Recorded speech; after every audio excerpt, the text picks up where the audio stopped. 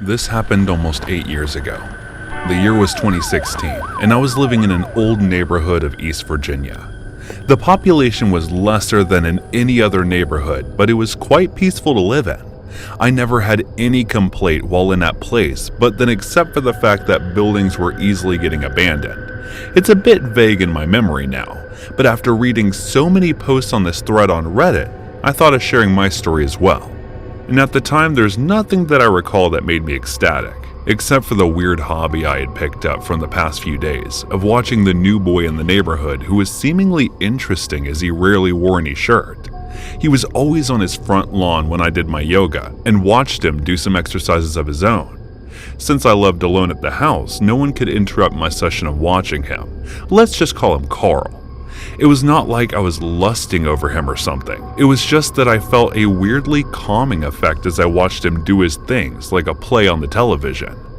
I had a few traumatic experiences in the past resulting in my insomnia, and that night was just like any other night when I woke up at midnight even after taking my pills. Since I was unable to fall asleep, I went outside and started to walk. The air breeze felt cool and nice on the skin, so I decided to sit out here until I feel sleepy. I took a chair and placed it outside. I was kind of zoning out sitting on my lawn in the middle of the night when I saw a different guy walking out of my neighbor's house.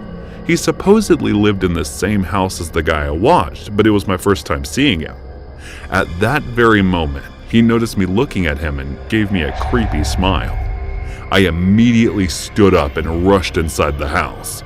Despite the neighborhood's possible dangers, I had never felt scared as I did tonight. For some reason, I always knew I would be safe, as the neighbors were always ready to stand up for others in those situations. I had a keen sense of danger and knew to avoid certain people ever since I was a child. Guess that's why I must be feeling this way. I somehow managed to fall asleep after taking some more sleeping pills. The next day, when I was doing my yoga, I saw the guy from last night exercising along with the guy whom I usually watched, Carl. The moment he saw me, his lips formed the same creepy smile that sent shivers down my spine, so I decided to end my yoga session earlier than usual and headed back into the house. Thinking that this morning was such a waste, I started getting ready for work. That night around 8, when I was coming back from work, I was walking on the path that I took daily. It was because from a certain point, I had to walk to my house if I wanted to save more money, as the cabs charged double for dropping to the house. That was when I felt someone following me. I turned around to see it was him. The same guy last night, walking at a distance from me while constantly looking at me. "Wanna have some fun?" he said with the same weird creepy smile on his face. The moment he saw me noticing him, that scared me to the core, but I tried to act tough and continued to walk where I was going. "Come on, where are you going? I know you want to."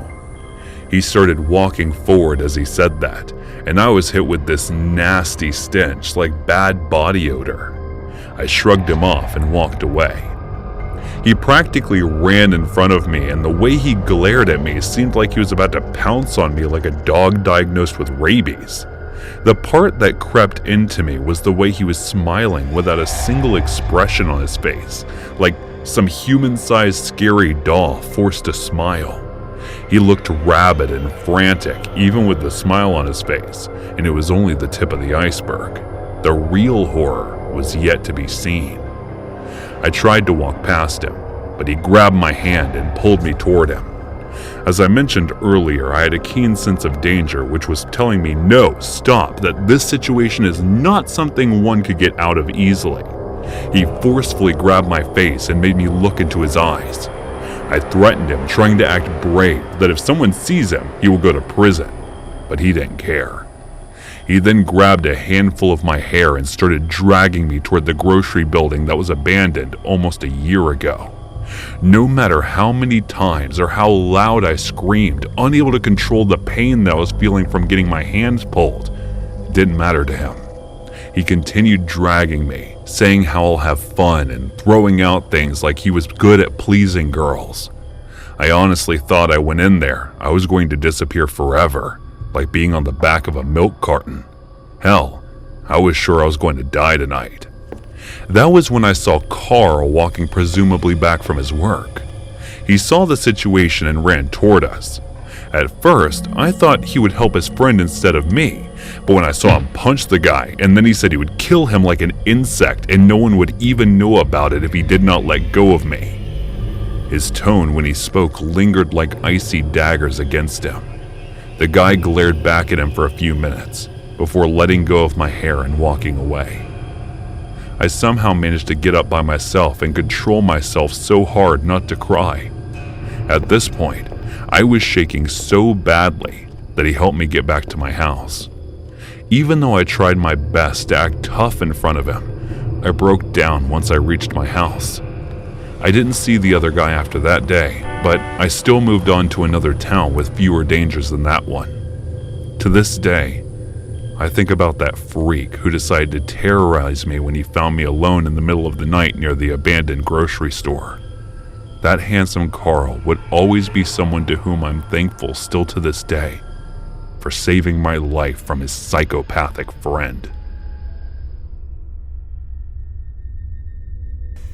Hey guys, thanks so much for all the support.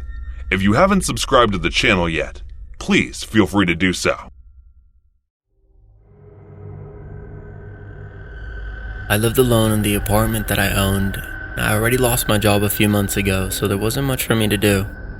I used to go to a few job interviews 2 or 3 times a week, which I always failed for some reason, so there wasn't much to do. I would mostly sleep throughout the day and stay awake scrolling through my phone or playing RPG games on my PC. Yes, you guessed it right, I don't have a girlfriend. It's not like I don't want to make one. It's more like I don't find most girls attractive these days. They seem so fake to me. They're either after money or showing off, even in a relationship. And I want to be with a girl who is more down to earth. Anyway, that night, after playing games, I got up feeling hungry and went to the kitchen to see if I could find anything to eat. I opened up the fridge only to find it empty. There was absolutely nothing to eat in there. I looked around for a while, but when I could find nothing, I thought I should just go out and buy something. There was a Walmart outlet within 10 minutes of walking distance from my house, and it was open until 11:30 at night.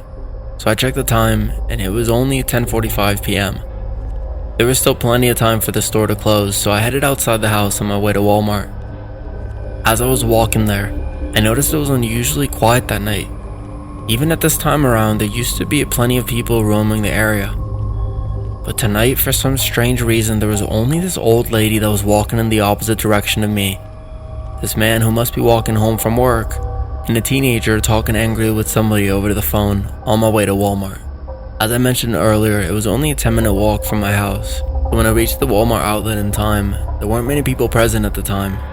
And I did not care either because all I wanted to do was buy some instant packs of food, beer, and cold drinks. So I kept my focus on picking these things out. As I was finished picking out my stuff that I needed, I noticed there was no one around the outlet. I roamed a bit to find any employee, but not even a single employee was in sight. I went to the counter for billing, but there wasn't anyone there either. So I thought about leaving the place after putting all the stuff back in its place. And when I was doing that, I noticed the lights of the outlet getting dimmer by the second, which was frightening. After putting all of them back, I quickly got up and started heading towards the exit when I noticed a shadowy figure moving in my direction. Frightened as I already was, I ran towards the exit only to find it locked. I started screaming because, hell, I was scared of my pants. I did not want to turn around to see if the shadowy figure was there or not, but I still did. And he was not there.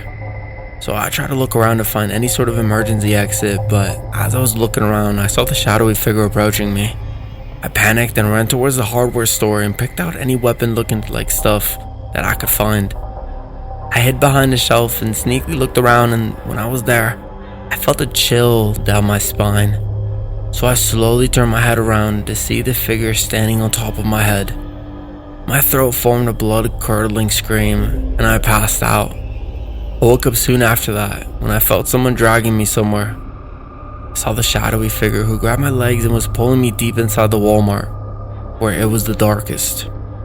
I kept screaming, calling for people, but no one was around to help me get away from this monster. There wasn't a face on him to make, but I could see that eerie grin He was giving me as if he was trying to tell me that there was no way he would let me go. I could feel my body parts getting numb one by one. My legs getting numb the moment I realized he was grabbing it, but still, I could feel his sharp long nails piercing into my skin. After that, I felt the lower half of my body getting numb. My hands and shoulders were next. Lastly, I felt my brain going fuzzy and my eyes getting blurry, and I guess I lost consciousness. When I opened my eyes, I was looking at the ceiling, so I jolted awake and looked around to get a hold of my surroundings. I was in my room, which I could still not believe, so I turned the lights on and went to the bathroom to wash my face. As I was done washing my face, I looked at myself in the bathroom mirror and kept staring at myself. I thought I could still feel those nightmarish visions that I had just experienced, which were more than a nightmare. But still, I could not believe it because of the sensation, the fear, feeling. Everything felt too real for a dream. I went out of the bathroom while taking a very long sigh of relief and walked over to the kitchen as I was feeling starving. First, I went ahead and took a glass of water to drink because my throat was unusually dry. When I finished drinking water, I opened the fridge just to see if I could find anything to eat. The moment I saw the empty fridge, the memory started to evoke that I've lived in my dream as if I was reliving the moment. That was when I felt a sharp pain in my legs. I started wishing it not to be true, but as I pulled up my pants to check, there were bloody scratch marks that were pierced inside the skin.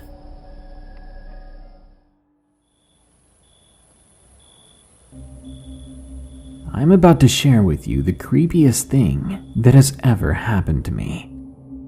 When TikTok was just in its early stages, I was a user there. You wouldn't yet see the occasional lip syncing or dancing, and sometimes you would see some things far more terrifying than that. It was a cold December 12th, back in 2017. I was in my room playing NASCAR Heat 2, when all of a sudden, I got a call from my best friend, Jax. I opened the call on Skype and was surprised to hear what he had to say. Usually when he calls me like this, it's emergencies. He told me about TikTok for the first time then quickly asked me if I wanted to prank some people for his YouTube channel. This was out of the blue, but I agreed to it. I downloaded the app and soon got a notification saying that Jax's username has friended you. I accepted it and instantly messaged him on there. However, there was something wrong. He then messaged me to send him my address. This wasn't normal considering he already knew it. We were close friends after all and often went to see each other. Despite how weird this was, I went ahead and reminded him. That's when I got a notification saying that a different username with the name Jax in it had friended me. I got a little annoyed thinking he made another account already. He then called me on Skype, and I answered. His voice suddenly had a more urgent tone to it. He said that someone had hacked his account, and I remember thinking, we haven't even had accounts for a day yet. How did that happen? I asked him how he knew he had been hacked, and he stated that the person who did this was probably the same person who was trying to hack his YouTube channel, something I had no idea about. I then asked him if he had made another account, and read the usernames to him, and he replied that no, which meant the account I gave the address to was not my friend. My stomach twisted into a knot. I hung up and grabbed my phone and locked my bedroom door. I reported the user on TikTok and began to wonder how much trouble I might be in, if any at all. Surely if this was just some hacker, he was only going to prank me. But about an hour later, when I was just beginning to calm down, it happened. There was a sudden banging on the door. It startled me at first, then I picked myself up to go answer it. The moment I had cracked open my door, there was a massive splintering, cracking sound, and then a slam. My heart stopped, and I stood frozen in my doorway. Because what that sounded like was the front door being bashed in.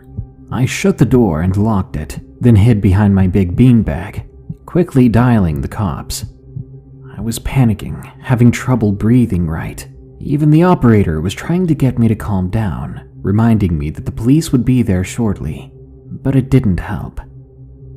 After a few moments, I could hear footsteps outside my bedroom door, and then someone tried to turn the knob. I stopped breathing altogether then, terrified that whoever it was would hear me if I even tried to breathe. That's when the worst happened. The laptop began to buzz with the sound of an incoming Skype call. It was my friend. I could see the screen from my hiding position. He must have been worried about me, but he didn't realize what was going on and had no idea that he just gave me away. That's when I heard fists beating against the wood of the door. This guy must have been huge, because I could hear the door being chipped away at, cracking and splintering under his weight and strength. But when I heard the squeak of brakes outside, I prayed that I was saved. The man must have heard it too, and stopped. A few moments later, I heard the sound of rapid footsteps leaving the house, through the back door, I think. Then there was the sound of 2 different pairs of footsteps coming in through the front. They scoured the house, then made it to my room, which was locked.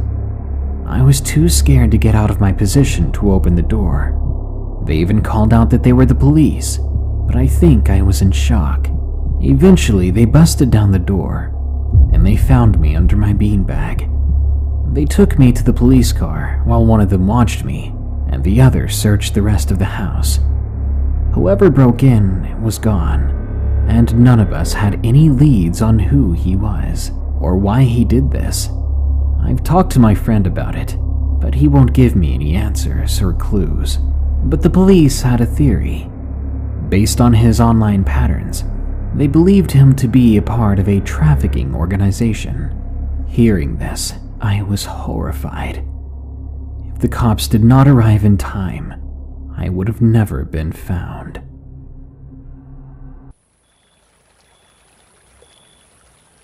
I was 10 years old. My family and I moved houses after my dad got a job offer. I had to leave my old neighborhood, leave along my old friends, and my sister and I had to get used to things all over again.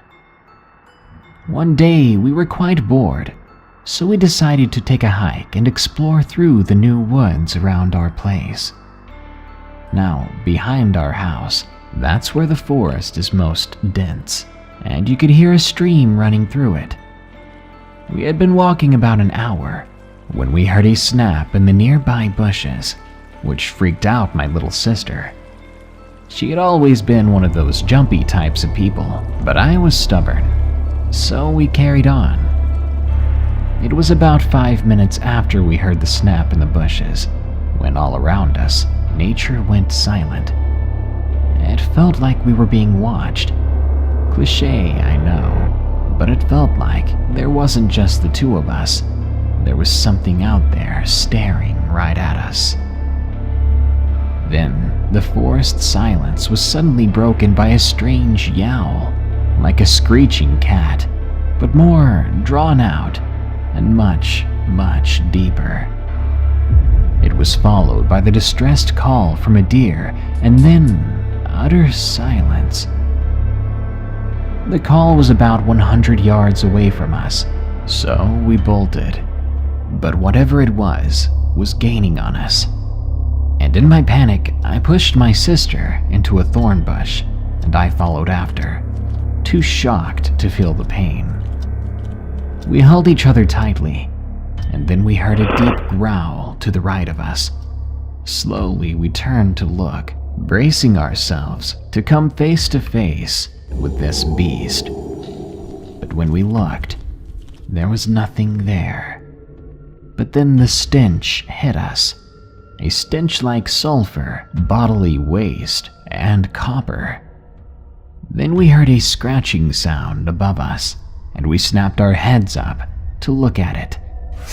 What we saw would scar us for the rest of our lives. What we saw was a creature with a body shape similar to that of a panther, but light gray with a black stripe down its spine. The head was more akin to a boar, but its feet, they were like a dog's paws, but it did not have a tail. Its eyes were a misty blue, like it was blind or something. But then it snapped its head to look at us, and I swear, it smiled. It was nothing a human being should ever have to see. It had teeth like razors, and there seemed to be red fluid dripping from its yellowish fangs. We ran, and we did not look back, not even as the branches began snapping, and the growls and grunts of this creature echoed. When we got to the edge of our property, the paw steps faded away. We ran to our front door, opened it, and slammed it shut, before passing out from exhaustion and terror on the couch. My sister and I still talk about this incident, and each time we bring it up, the same spark of fear blazes in her eyes.